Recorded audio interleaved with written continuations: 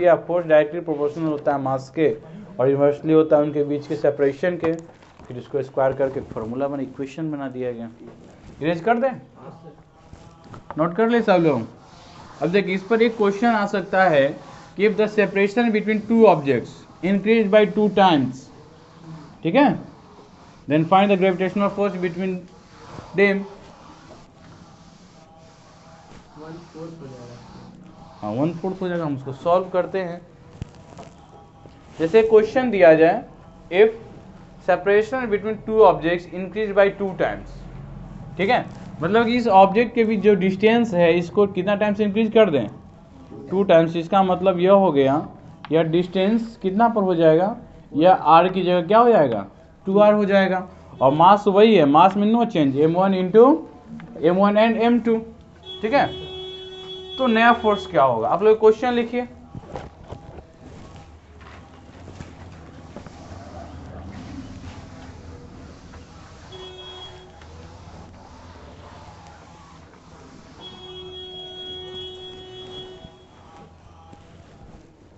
Question लिखिए if the distance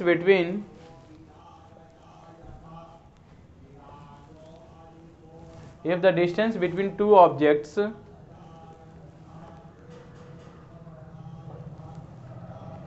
increase by 2 times, if the distance between two objects increase by 2 times,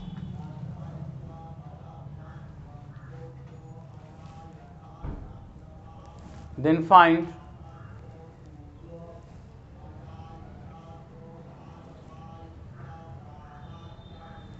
the gravitational force between them।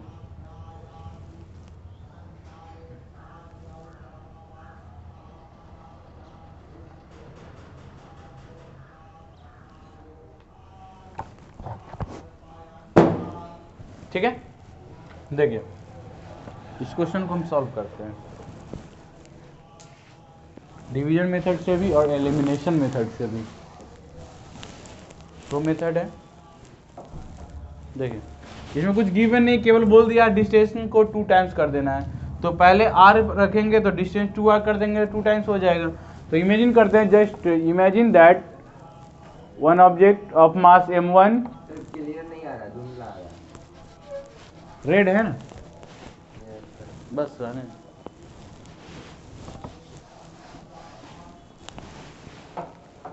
ठीक है।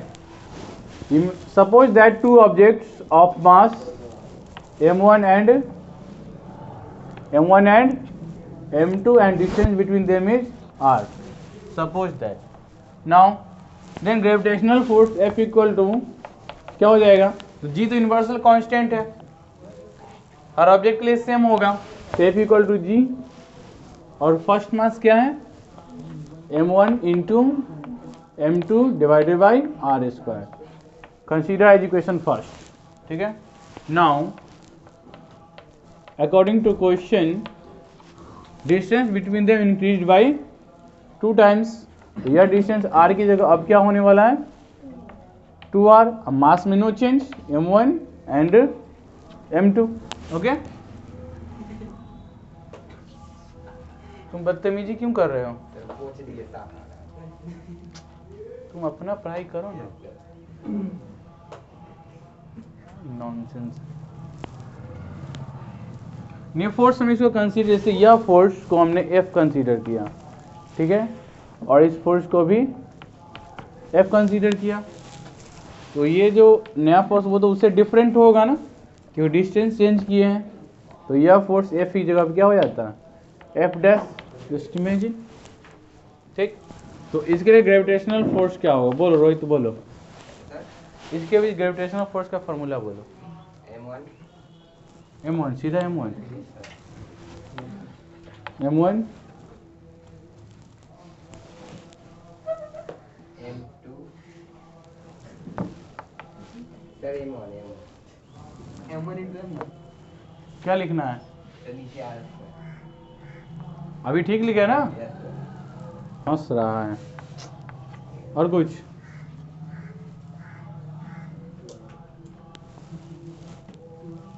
Sir जी और कुछ एक 1 लिखे मिटा दे। सर, एक 1 लिखे। अरे क्या लिखना है हमको ये बता।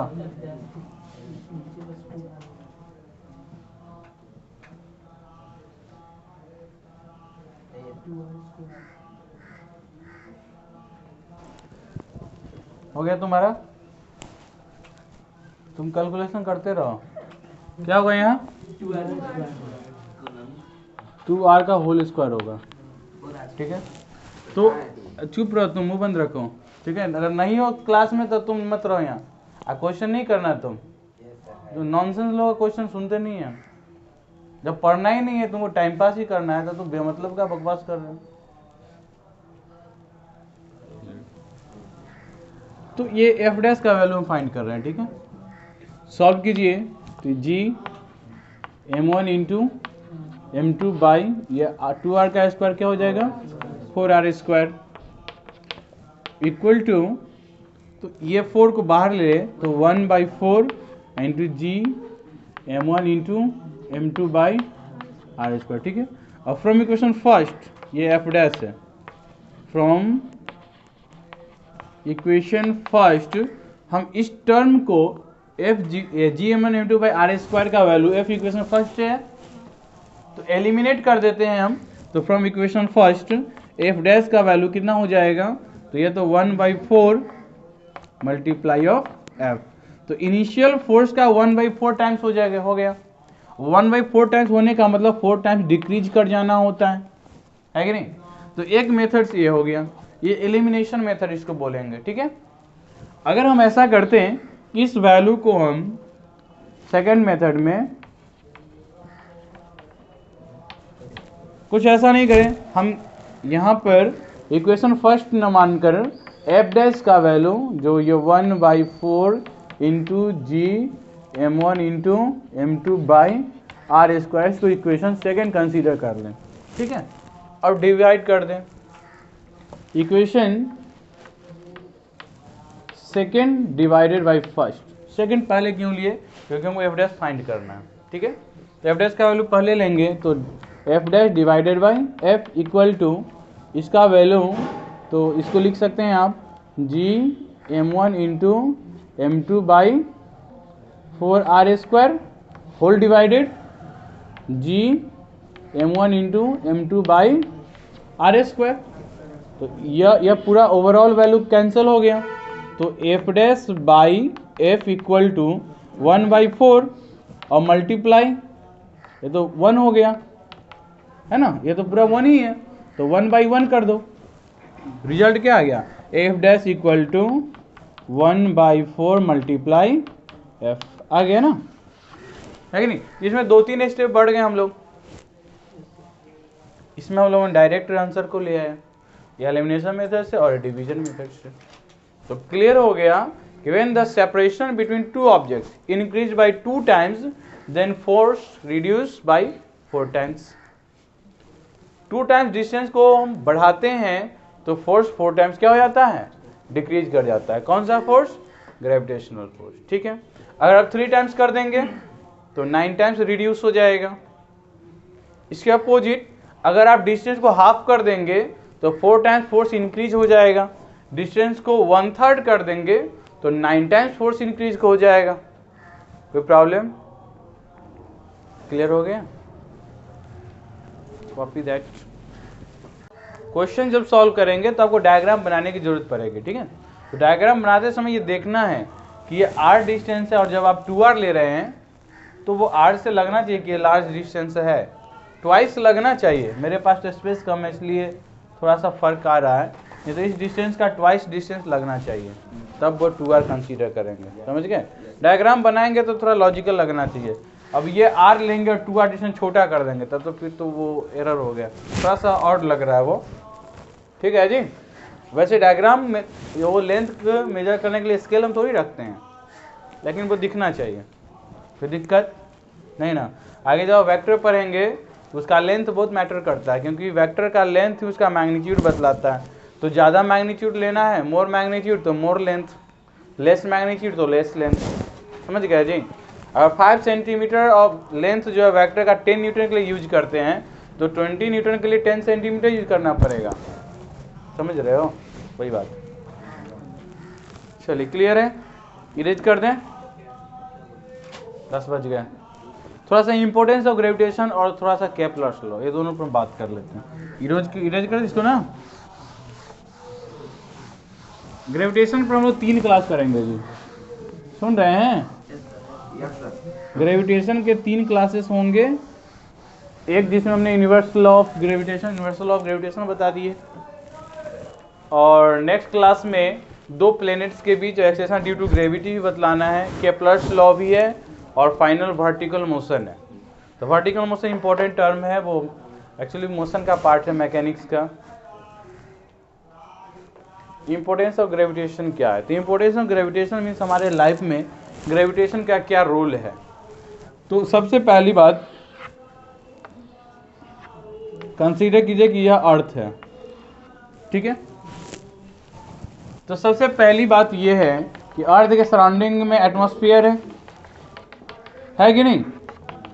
तो यह एटमॉस्फेयर अर्थ के सराउंडिंग में है, तो इसका एग्जिस्टेंस क्यों है? Due to gravity. अगर अर्थ में ग्रेविटी नहीं होता तो ये एटमॉस्फेयर अर्थ के सराउंडिंग में नहीं होता, वही तो फैल जाता, समझ गए? तो नंबर फर्स्ट इंपॉर्टेंस है existence of atmosphere. Clear? Importance of gravitation. तो सबसे पहला इंपॉर्टेंस ये रहा कि हमारे अर्थ के सराउंडिंग में ये एटमॉस्फेयर है, तो वो because of gravity of earth. Clear? Doubt है? समझ गए? दूसरा existence of life. Existence of life, अगर ग्रेविटी नहीं हो तो कोई लाइफ अर्थ पर एग्जिस्ट ही नहीं करेगा, वो सब इधर उधर बिखर जाएगा। हम लोग का एग्जिस्टेंस ग्रेविटी की वजह से है। अगर ग्रेविटी नहीं हो तो हम लोग ग्राउंड पर रहेंगे, हम तैरते रहेंगे इधर उधर, कोई टच भी कर देगा तो इन्फिनिटी डिस्टेंस चले जाएंगे। रोकने वाला कोई होना चाहिए ना, समझ में आ गया? नेक्स्ट, ग्रेविटी के कारण ये सन है, उसके सराउंडिंग में ऑल प्लैनेट्स रिवॉल्व करते हैं, है कि नहीं? तो आप कह सकते हैं रिवॉल्यूशन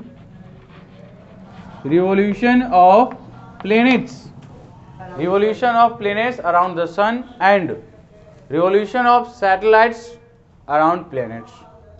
ये सन है जी, इसके सराउंडिंग में अलग अलग ऑर्बिट में प्लैनेट्स रिवॉल्यूशन करते हैं ग्रेविटी के कारण, और इस प्लैनेट के सराउंडिंग में भी तो बहुत सारे सैटेलाइट्स होते हैं। जैसे अर्थ का रिवॉल्यूशन करता है मून, करता है कि नहीं करता है? तो बिकॉज ऑफ ग्रेविटी। और सन और अर्थ भी तो रिवॉल्यूशन कर रहा है ना, अर्थ सन का, वहां भी है ग्रेविटी। तो सन के सराउंडिंग में 8 प्लैनेट्स का रिवॉल्यूशन, और हर प्लैनेट्स के सराउंडिंग में जो सैटेलाइट्स रिवॉल्यूशन कर रहे हैं, ये सब ग्रेविटी के कारण। तो revolution of planets and satellites हो गया। नेक्स्ट, टाइड्स इन सी, शिज, जितने भी महासागर है, ओशियंस, उन सब में टाइड्स आता है ना। टाइड्स आने का रीजन क्या है? तो यह अर्थ है, ठीक है, और यह मून है। इसके सराउंडिंग में ऐसे रिवॉल्यूशन कर रहा है, अर्थ के सराउंडिंग में मून। मान लो कि ये वाला एरिया, जब मैक्सिमम एरिया तो समुद्र का है ना, अर्थ का तो मैक्सिमम एरिया समुद्र का, पानी है ज़्यादा, तो ये लैंड वाले एरिया पर ग्रेविटी फोर्स लगाएगा, तो ये वाटर सरफेस को अपने तरफ अट्रैक्ट कर लेगा। तो जहाँ मून के सामने को वहाँ पर लेवल उठेगा, है कि नहीं? और अर्थ तो कंटिन्यू रोटेट कर रहा है, तो जैसे ही रोटेट करेगा तो ये वाला फोर्स इधर आ जाएगा, तो ये वाला वाटर का लेवल फिर गिर जाएगा, फिर दूसरा लेवल उठ जाएगा, समझा कि नहीं? और फिर वन टाइम जो हाई टाइड्स होता है वो उसका मोशन कंटिन्यू क्या होते जाता है, किनारे तक जाता है, और जितनी बार इसके फेस के सामने पड़ेगा उतनी बार समुद्र में क्या होगा, हाई टाइड्स लो टाइड्स आएगा। तो 24 आवर्स में एक बार जरूर आता है, क्योंकि एक चक्कर तो लगाना ही है। अर्थ घूमेगा ना, एक चक्कर लगाएगा ना, अपने सरफेस पे एक चक्कर लगाएगा ना, तो एक बार उसके सामने आएगा ही आएगा, और जिस समय सामने पड़ेगा उस समय वहां पर क्या होगा, टाइड्स आएगा। तो वो टाइड्स कंटिन्यू रहेगा, इसलिए ना ये रिन्यूएबल सोर्सेस ऑफ एनर्जी है। वाटर रिन्यूएबल सोर्सेस है ना, वाटर वेव जिसको वेव एनर्जी बोलते हैं, ठीक है। उसके बाद ये अर्थ जो है वो सन के सराउंडिंग में भी रिवोल्यूशन करता है, जैसे ये सन है, इसका रिवोल्यूशन ऐसा, यहाँ पर सन है तो इसका भी रिवोल्यूशन ही करता है कि नहीं। तो उस केस में सन के सामने भी जब समुद्र वाला एरिया आता है तो फिर वो वाटर लेवल को ऊपर उठा देता है, फिर वो फॉल करता है और इस तरह से वहाँ पर रिवोल्यूशन होते हैं। जैसे इस चीज़ को छोड़ेंगे तो नीचे गिरेगा ना, ग्रेविटी ऑफ अर्थ के कारण। तो वैसे ही सन और अर्थ के बीच में ग्रेविटी फोर्स लगता है, तो लैंड एरिया को वो नहीं खींच सकता है, लेकिन वाटर लेवल को क्या करता है, अपने तरफ अट्रैक्ट कर लेता है। अर्थ कंटिन्यू रोटेट कर रहा होता है, समझे कि नहीं। तो रोटेशन की वजह से फिर वो लेवल क्या हो जाता है, गिर जाता है, फिर जो एरिया सामने पड़ता है उसको अपने लेवल पर खींच लेता है। तो वैसे ही रोटेशन होते रहता है और ये लेवल अप डाउन होते रहता है। तो इस तरह से हाई टाइड्स और लो टाइड्स बनते हैं, ठीक है। तो ये भी आपका इंपॉर्टेंस ऑफ ग्रेविटेशन में आ गया। कोई डाउट किसी को? इतने पॉइंट से इंपॉर्टेंस ऑफ ग्रेविटेशन के बारे में और भी पॉइंट्स हो सकते हैं, लेकिन हमने आपको 4 बताया। साइज भी तो मैटर करता है, तो ग्रेविटेशनल फोर्स डिस्टेंस पर डिपेंड करता है और साइज पर भी डिपेंड करता है। तो साइज जितना ज़्यादा हो ग्रेविटी उतना ही ज़्यादा होगा, ठीक है जी। एक फिल्म, हाँ, वेट और मास में अंतर होता है, तुमको मालूम है? नहीं मालूम, इस चैप्टर में पढ़ना है, आगे मालूम चलेगा अगर कॉन्शियस रहोगे तब, ठीक है जी। टाइम खत्म हो गया इसी में। केपलर्स लॉ पर थोड़ा सा बात करेंगे। जोहान्स केपलर्स ने प्लेनेटरी मोशन से रिलेटेड 3 लॉज दिए। Johannes Kepler gave 3 laws related to the motion of planets और सैटेलाइट्स। तो जोहान्स केपलर ने कहा कि जितने भी प्लैनेट्स हैं वो सन के अराउंड रिवोल्यूशन करते हैं और उनका पाथ जो होता है वो एक इलिप्टिकल पाथ होता है। जैसे इस तरह से हम एक मान लो कि अर्थ का रोटेशन दिखा रहे हैं, यह अर्थ है और यह सन है, तो ये अर्थ है और ये सन है, तो ये पाथ इलिप्टिकल पाथ क्या है?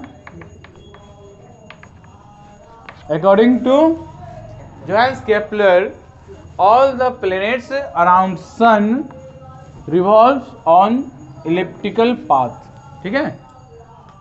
और इलिप्टिकल पाथ के 2 फोकस होते हैं जिसको आप लोग बोल सकते हैं फोसी, F1 एंड F2, और इन दोनों फोकस में से किसी एक पर सन एग्जिस्ट करता है, ठीक है। तो लॉ समझ में आया?